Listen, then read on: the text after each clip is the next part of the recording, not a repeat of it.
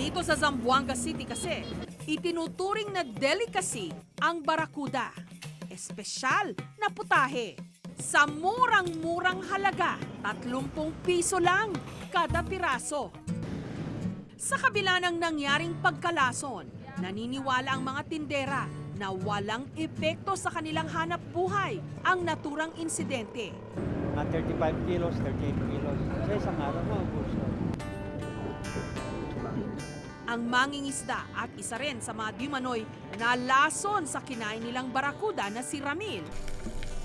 Yan. Kakain pa rin daw ng barakuda, lalo pat matagal na raw siyang nanghuhuli nito.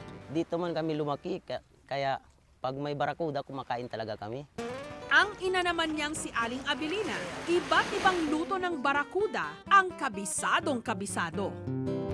Ang pinaka-specialty niya, barakuda curry.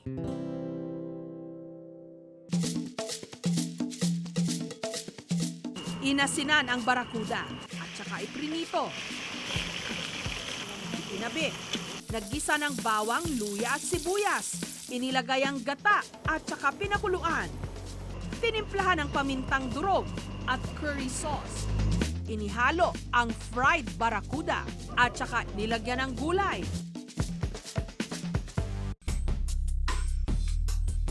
Ganyang may nalason sa barakuda. May mga ngahas pa kayang pitikim nito? Malinam naman din. Parang natural lang din. Isda lang din ang lasa. Masarap nga din eh. Ang may bahay na si Criselda, sinigang na barakuda sa mangosteen ang panlaban.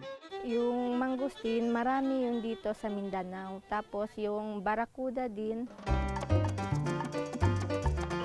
Pinakuluan ang mga rekadong gulay, laman ng barakuda at mangosteen. Nung lumambot ang isda, tinimplahan ng asin at isinahog ang pechay.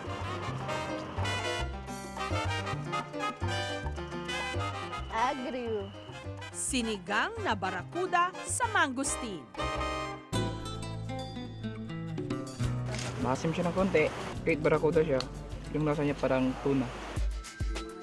Pero paulit-ulit na paalala ng BIFAR, maging maingat pa rin sa pagkain ng barakuda o kahit paanong isda. Iwasan kumain ng especially yung laman loob para hindi maulit po yung pangyayari doon sa 18 victims ng Ciguatera. Ang masarap na isda, wala raw sa itsura. Basta't tama at malinis ang pagkakaluto, may sarap na kakagat.